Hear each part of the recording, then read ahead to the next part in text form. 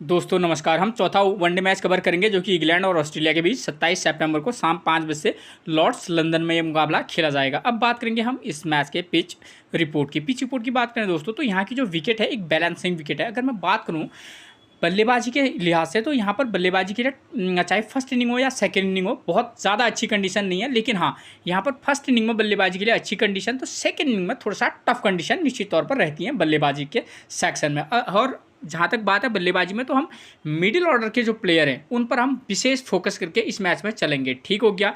अगर हम बात करें बॉलिंग सेक्शन की तो यहाँ पर हमारे लिए पेसर और स्पिनर दोनों इंपॉर्टेंट रोल प्ले करेंगे, चाहे फर्स्ट इनिंग हो या सेकेंड इनिंग। आप इस बात को ध्यान में रखकर चलिएगा, ठीक।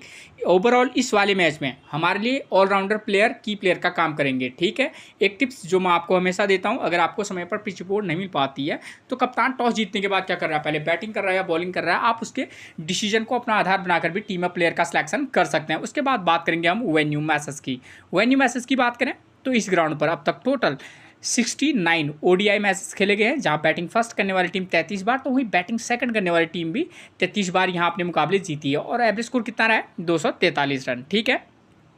आप सोच रहे होंगे 33 तो 66 होता है, लेकिन कुछ मैचेस क्या हुए हैं, कुछ मैचेस ड्रॉप आउट भी हुए हैं, ठीक है ना। तो देखिए इन मुकाबलों में इन जो 33 मुकाबले हैं, इसका मतलब यह है इस रिकॉर्ड को देखें कोई भी टीम यहाँ अपना मुकाबला जीत सकती है। लेकिन जो लास्ट के मुकाबले यहाँ हुए हैं तो जिस टीम ने बैटिंग फर्स्ट की है उसने अपने अधिकतर मुकाबले जीते हैं। तो जो टीम बैटिंग फर्स्ट करेगी अगर रिकॉर्ड को देखें तो वहाँ पर उसके जीतने के चांसेस थोड़ा सा हाई रहेंगी, बस, ठीक है। मैं लास्ट के आपको बता रहा हूँ जो लास्ट के यहाँ मुकाबले खेले गए थे, ठीक है।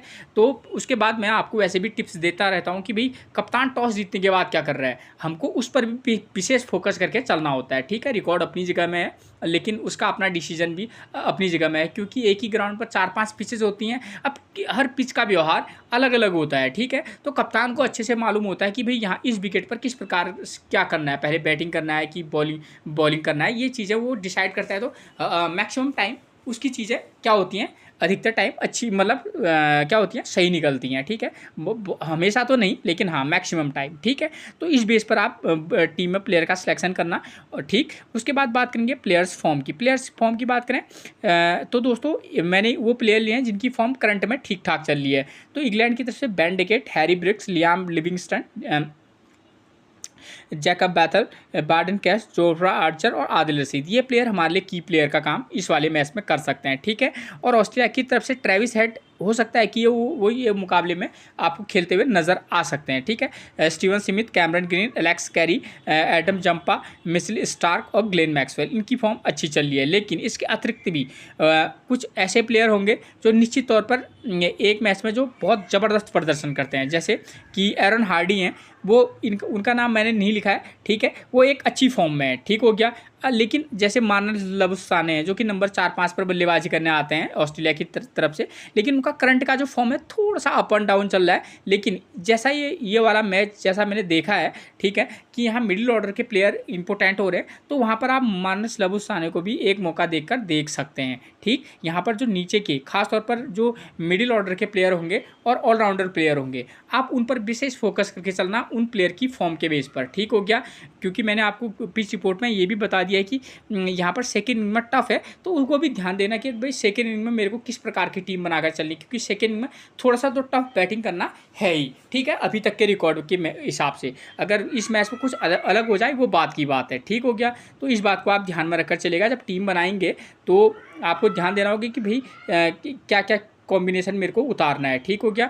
अब वो मैं आपको आगे जानकारी देते रहूँगा। अब बात करेंगे स्कोरिंग पैटर्न की। तो इस ग्राउंड पर देखिए 200 से कम का स्कोर 14 बार बनाया है, 200 से 249 रन का स्कोर 23 बार बनाया है। तो मैं अगर टोटली एनालाइज करके बताऊं तो यहाँ पर इस वाले मुकाबले में 230 से लेकर 260 रन के बीच या 70 रन के बीच का मैक्सिमम का टोटल रहना चाहिए, ठीक है। तो इस प्रकार का मुकाबला ये होने की संभावना मैक्सिमम है, ठीक। अब बात करेंगे वेन्यू मैचेस की। वेन्यू मैचेस की बात करें तो देखिए ये 15 सितंबर 2023 को मुकाबला खेला गया था। इंग्लैंड ने फर्स्ट इनिंग में बल्लेबाजी की, 311 रन बनाए, विकेट कितने गिरे, 9। और न्यूजीलैंड ने 211 पर ऑल टीम आउट हो गई थी, ठीक है। इस ग्राउंड पर आपको इसलिए मैं स्कोर भी और विकेट भी बताता हूँ क्योंकि ताकि आप जब टीम बनाएं तो आपको ये मालूम हो कि हाँ भाई हमको बॉलर्स को कितना पिक करना है, ठीक है, एक ये आपको समझ में आ जाएगा। ठीक है, यानी कि इस मैच के बेस पर आपको पता चल जाएगा कि हाँ मुझे कितने बॉलर लेकर चलने हैं। ठीक है, और देखिए 2 5 6 3 6 7 मतलब आपको लोअर डाउन के प्लेयर पर फोकस करके चलना है। पेसर और स्पिनर यहाँ इंपॉर्टेंट रोल प्ले करेंगे। ठीक है, उसके बाद देखिए दूसरा वाला जो मुकाबला हुआ था ये 2022 में खेला गया था। इंग्लैंड ने फर्स्ट इनिंग में बल्लेबाजी की, 246 रन बने हैं, विकेट कितने गिरे हैं 10। और इंडिया 146 पर ऑल टीम आउट हो गई है। टोटली मैंने आपको तभी बोला कि विकेट इतने गिर रहे हैं। ठीक है, और सेकंड इनिंग में टफ है बल्लेबाजी करना। ठीक हो गया, तो जो टीम बैटिंग फर्स्ट करेगी आप उन पर फोकस करके चलना। और फर्स्ट इनिंग में भी विकेट 8 से 10, यहाँ लगभग 8-9 विकेट, लगभग मतलब ये मान के चलिए कि 7 से 9 विकेट यहाँ औसतन गिरते हैं, चाहे फर्स्ट इनिंग हो या सेकेंड इनिंग। तो हमारे बॉलर भी, चाहे वो स्पिनर हो या पेसर हो, दोनों इंपॉर्टेंट रहेंगे, फर्स्ट इनिंग में भी सेकेंड इनिंग में भी। और मिडिल ऑर्डर के प्लेयर, अगर हम इस वाले मैच को आधार मानकर अगर हम टीम बनाएं, ठीक है, चलो हम इस वाले को, ये क्योंकि इस प्रकार के मुकाबले इस ग्राउंड पर ज़्यादा होते हैं, तो इस वाले मैच को अगर आधार मानकर हम टीम बनाएं तो यहाँ पर हम ये मान के चलेंगे कि 246 रन का टोटल बनाए। हो सकता है कि यहाँ 270 के समथिंग का स्कोर बने। तो एक हम, क्योंकि मुकाबला ऐसा नहीं होगा, ऐसा जैसा होगा तो वहाँ 10-20 रन ऊपर नीचे या कुछ भी हो सकता है। ठीक है, तो एक औसत मानकर ये माने तो यहाँ पर देखिए इंग्लैंड ने 246 रन बनाए, विकेट कितने गिरे 10। यानी कि अगर हम ये मान के चले कि इंग्लैंड अगर मान लो फर्स्ट बैटिंग करती है, तब हम किस प्रकार की टीम बनाएंगे। 2, 7 और 8 नंबर का प्लेयर स्कोर कर रहा है। ठीक हो गया, पेसर ले रहे हैं 6 विकेट, स्पिनर को 4 विकेट मिल रहे हैं। ठीक है, तो हमको टीम सेट करनी है। इंग्लैंड अगर बैटिंग फर्स्ट करेगी तो उनकी तरफ से ओपनर आते हैं फिल सॉल्ट, बेन डेकेट और विल जैक्स। ये 3 टॉप ऑर्डर के बल्लेबाज हैं। और इन तीनों की बात करूं तो फिल सॉल्ट की फॉर्म बेकार चल रही है, बेन डेकेट की फॉर्म अच्छी चल रही है। ठीक, नो डाउट पिछले मैच में थोड़ा सा जल्दी निपट गए थे। और विल जैक्स की बात ये है कि इन पर ये ठीक है, इनकी फॉर्म ठीक ठाक है, लेकिन बहुत ज़्यादा ट्रस्ट करके नहीं चला जा सकता। ठीक है, तो इस बात को ध्यान में रखकर आप क्या करना, इन तीनों में से किसी मैच में एक प्लेयर को मौका देना। तो उसमें से आप क्या चाहें, किसी मैच में आप बेन डेकेट को मौका देना, किसी मैच में विल जैक्स। बेन डेकेट और विल जैक्स में से एक को मौका देकर देखना। ठीक हो गया, इंग्लैंड अगर बैटिंग फर्स्ट करेगी तो। उसके बाद नंबर 4 पर हैरी ब्रुक्स आते हैं, नंबर 5 पर जेमी स्मिथ और लियाम लिविंगस्टन नंबर 6 पर। तो टोटली अगर मैं बात करूं तो यहाँ पर विल जैक्स और बेन डेकेट में से एक को पिक कर लेना। एक टीम में, अलग अलग टीम बनाना, एक टीम में बेन डेकेट और विल जैक्स में से एक को। उसके बाद जैसन स्मिथ, लियाम लिविंगस्टन और जैकब बैथल, ये प्लेयर हमारे की प्लेयर का काम कर सकते हैं। ठीक हो गया, टॉप ऑर्डर में से एक। उसके बाद हमारा फोकस होगा जेमी स्मिथ, लियाम लिविंगस्टन और जैकब बैथल। वो क्यों कह रहा हूँ इन प्लेयर पर फोकस, क्योंकि ये जो जैकब बैथल हो गए और लियाम लिविंगस्टन, ये हमारे क्या रहेंगे, बॉलर का ऑप्शन भी रहेंगे। और सेकेंड इनिंग में यहाँ 4-5 विकेट भी लेते हैं स्पिनर, 2-3 विकेट तो निश्चित तौर पर लेते ही लेते हैं। तो हमारे एक की प्लेयर का काम कर सकते हैं। ठीक है, क्योंकि नीचे से रन स्कोर भी कर सकते हैं, साथ में अगर एक आध विकेट निकाल दें तो हमारे लिए एक की प्लेयर का काम कर सकते हैं एक टीम में। ठीक हो गया, और एक टीम में आप हैरी ब्रुक्स और विल जैक्स और बेन डेकेट में से एक को, हैरी ब्रुक्स को मौका देना। और फिर जब आप हैरी ब्रुक्स को मौका देंगे तो जैसन स्मिथ या जैकब बैथल, जो भी आपको लगे कि भाई मेरे को इसको हटाना है तो हटा के चल भी सकते हैं। ठीक है, इस तरीके का कॉम्बिनेशन बनाना। ठीक, और इंग्लैंड ही सेकेंड इनिंग में क्या कराएगी, बॉलिंग कराएगी। तो पेसर 8 विकेट, स्पिनर 2 विकेट ले रहे हैं। हो सकता है कि इस वाले मैच में पेसर 8 विकेट ले दें, हो सकता है कि 5 से 6 विकेट लें, और स्पिनर 2 के बल्ले में 3-4 या 4 या 5 विकेट ले लें। तो आपको ध्यान देकर चलना होगा कि यहाँ पर आप 2 पेसर और एक स्पिनर का कॉम्बिनेशन बनाकर चलना। ठीक है, आपका फोकस होना चाहिए बल्लेबाजी सेक्शन में से 3, यानी कि उसमें 2 मेन बल्लेबाज और ऑलराउंडर प्लेयर। ठीक है, इस तरीके का कॉम्बिनेशन बनाना। और मैं आपको यहीं पर बता दूं क्लियर, एक टीम थोड़ा सा रिस्की बनाना है, जिसमें आप जो टीम बैटिंग फर्स्ट करे उसके 7 प्लेयर और बाद के 4 प्लेयर लेना है। ये काफ़ी रिस्की टीम होगी, लेकिन हाँ यहाँ पर वो एक कॉम्बिनेशन काम कर सकता है, वरना आप 6-5 का कॉम्बिनेशन भी बनाकर चल सकते हैं। ठीक हो गया, तो ये चीज़ आपकी क्लियर होगी। अब बात आती है, अगर ऑस्ट्रेलिया अगर बैटिंग फर्स्ट करेगी तो एक बार फिर से उनकी तरफ से भी हम जो टॉप ऑर्डर है 1, 2, 3, यानी कि जैसे मान लो पिछले मैच की तरह बात करूँ तो मैथ्यू शॉर्ट, मिचेल मार्श और स्टीवन स्मिथ, अगर मैं इन 3 प्लेयरों को लूँ तो यहाँ पर मैथ्यू शॉर्ट एक ठीक ठाक टच में है, बहुत अच्छी फॉर्म में नहीं कहूँगा। मिचेल मार्श तो फ्लॉप लगभग चल रहे हैं। स्टीवन स्मिथ जो है एक अच्छी फॉर्म में है। तो इन टॉप ऑर्डर में से आप चाहें तो मिचेल मार्श और स्टीवन स्मिथ, या इनमें खासतौर पर अगर फॉर्म के बेस पर बात करूं तो यहाँ पर स्टीवन स्मिथ को अच्छा रहेगा पिक करना। उसके बाद कैमरन ग्रीन एक अच्छे पिक बनेंगे क्योंकि पेसर और पेसर बॉलर को भी यहाँ पे पिच से मदद है। साथ में 4-5 नंबर का प्लेयर स्कोर कर रहा है, कैमरन ग्रीन की फॉर्म अच्छी है, तो उस प्लेयर के साथ हम जा सकते हैं। इसके बाद एलेक्स कैरी और ग्लेन मैक्सवेल, ये 2 प्लेयर हमारे की प्लेयर का काम इस वाले मैच में कर सकते हैं। ठीक है, तो मैंने आपको बोला Steven Smith, Cameron green, Alex Carey और ग्लेन मैक्सवेल, ये 4 प्लेयर हमारे की प्लेयर का काम कर सकते हैं क्योंकि सेकंड में स्पिनर हो या पेसर हो काम कर रहे हैं, विकेट ले रहे हैं। तो एक टीम में आप इनको पिक करके चलना, एक टीम में आप मैथ्यू शॉट या मिचेल मार्श में से एक, उसके बाद मार्नस लबुस्ताने को भी आप मत भूलना। ठीक है, तो इस तरीके का कॉम्बिनेशन बनाना और साथ में एरन हार्डी। ठीक है, इन तीनों प्लेयरों को भी आपकी दूसरी टीम में एक टीम में कॉम्बिनेशन के हिसाब से आपको किस तरीके का सूटेबल कंडीशन लग रहा है उसके बेस पर इनको सेट करके चलना। ठीक है, और बॉलिंग सेक्शन में पेसर और स्पिनर, 2 पेसर प्लस 1 स्पिनर का कॉम्बिनेशन भी बना सकते हैं आप। और किसी मैच में चाहे तो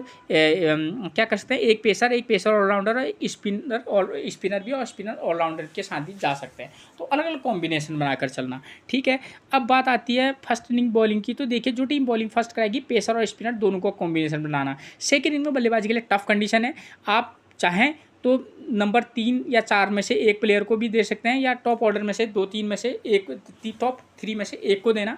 ठीक है, उसके बाद चाहें तो आप सीधे 3 के बाद 6 को भी पिक करके चल सकते हैं। अगर 5 नंबर के प्लेयर की फॉर्म आपको लगता है कि भाई इसको पिक करना चाहिए, तो आप 3 के बाद डायरेक्ट 5 या 6 में से एक को पिक कर लेना।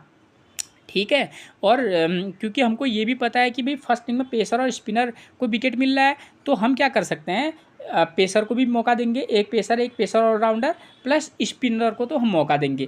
यानी कि टोटली मिलाकर हम क्या कर सकते हैं, 2 क्या कर सकते हैं, एक ऑलराउंडर पेसर, एक रेगुलर पेसर, एक रेगुलर स्पिनर और एक ऑलराउंडर स्पिनर, इस तरीके का कॉम्बिनेशन बनाएंगे। यानी कि 4 प्लेयर तो ये हो गया। टॉप ऑर्डर में से आप एक बैट्समैन को मौका देना। ठीक है, क्योंकि हमारे पास एक ऑलराउंडर क्या होगा, पेसर होगा और एक ऑलराउंडर स्पिनर होगा, तो 3 बल्लेबाज हमारे लिए काफ़ी है सेकेंड इनिंग में भी। तो क्योंकि सेकेंड इनिंग में थोड़ा सा जल्दी टीम निपट रही है, तो अलग अलग कॉम्बिनेशन ट्राई करना। क्योंकि आपको ये भी सोचना होगा कि भाई हाँ, यहाँ पर 146 रन पर इंडिया ऑल आउट होगी, हो सकता है कि जरूरी थोड़ी है कि इस वाले मैच में भी 146 पर ऑल टीम आउट हो जाए। ठीक है, तो इस तरीके से आप कॉम्बिनेशन बनाकर चलिएगा। ठीक है, तो ये चीज़ क्लियर होगी। अब बात करेंगे कैप्टनसी और वाइस कैप्टनसी की। तो यहाँ पर मेरा अपना सजेशन है कि ऑलराउंडर प्लेयर, चाहे वो लियाम लिविंगस्टन हो या जैकब बैथल हैं, ठीक है, ग्लेन मैक्सवेल है, एलेक्स कैरी है, कैमरन ग्रीन है, ठीक है, तो इस तरीके के प्लेयर। और जिसकी वाइस कैप्टनसी का अगर मैं नाम लूँ या कैप्टनसी का, तो विल जैक्स, ये प्लेयर हमारे लिए ऑलराउंडर प्लेयर वाइस कैप्टनसी की एक चॉइस रहेंगे। और साथ में पेसर बॉलर तो निश्चित तौर पर रहेंगे, चाहे वो मिचेल स्टार्क, जोफ्रा आर्चर हो, ठीक है, एडम जंपा एक स्पिनर के तौर पर वाइस कैप्टनसी ट्राई किया जा सकता है। तो इस तरीके के प्लेयरों पर भी आप वाइस कैप्टनसी के लिए फोकस हो सकते हैं। और एक मैच और किस प्रकार का हो सकता है, इस प्रकार का जहाँ जो टीम बैटिंग फर्स्ट करे थोड़ा सा हाई टोटल बनाए, लेकिन मैं एक बार फिर से बात करूंगा कि यहाँ पर आपको फिर भी मिडिल ऑर्डर के प्लेयर पर ही कॉम्बिनेशन बनाकर चलना होगा और बाकी चीज़ें सेम रहेंगी। और सेकंड इनिंग में तो बल्लेबाजी के लिए टफ कंडीशन है ही। ठीक है, बाकी मैं क्लियर कर चुका हूँ। अब बात करेंगे प्लेइंग 11 की। तो इंग्लैंड की तरफ से नंबर 1 पर मिलेंगे फिल सॉल्ट, 0-12-17 बेकार फॉर्म है। ठीक है, इस मैच में कुछ चमत्कार करते हैं वो बात की बात है। बेन टकेट, पिछला ही मैच इनका खराब गया था, उससे पहले वरना ये जबरदस्त फॉर्म में। इस प्लेयर को आप फर्स्ट इनिंग में ट्राई करके चलिएगा, सेकंड इनिंग में अगर रिस्क लेना चाहेंगे तो ड्रॉप करके चल सकते हैं, रिस्क रहेगा थोड़ा, लेकिन हाँ ध्यान रखिएगा। और उसके बाद नंबर 3 पर मिलेंगे विल जैक्स। ये प्लेयर इस मैच में एक रिस्की प्लेयर वाइस कैप्टनसी के लिए, जिस मैच में अगर आप इसको ड्रॉप करना चाहेंगे तो कर सकते हैं, वरना रिस्क प्लेयर के तौर पर आप इसको टीम में पिक कर सकते हैं। उसका एक ही रीज़न है, एक तो नंबर 3 के प्लेयर पर थोड़ा इनकी फॉर्म ठीक ठाक है, साथ में गेंदबाजी कराते हैं, तो पिच में स्पिनर के लिए हेल्प है, तो वहाँ पर ये बंदा हमारे लिए एक अच्छा पिक बन सकता है। हैरी ब्रुक्स, इनकी बात करें तो इनकी फॉर्म ठीक ठाक है, इस प्लेयर के साथ जाया जा सकता है, ड्रॉप भी करना। लेकिन जेमी स्मिथ की बात करो, 7-49-23-16-67, ये एक ऐसा प्लेयर है जिस पर आप चाहे तो ट्रस्ट कर सकते हैं, अगर चाहें तो ड्रॉप करके भी चल सकते हैं। उसके बाद नंबर 6 पर हमको मिलेंगे कौन, लियाम लिविंगस्टन। इस वाले मैच में इस प्लेयर पर थोड़ा सा फोकस करके चलना। अगर ओवरऑल बात करूं तो इस प्लेयर की T20 में तो ज़बरदस्त फॉर्म थी, लेकिन ODI में थोड़ा सा दिक्कत ये फॉर्म से हैं।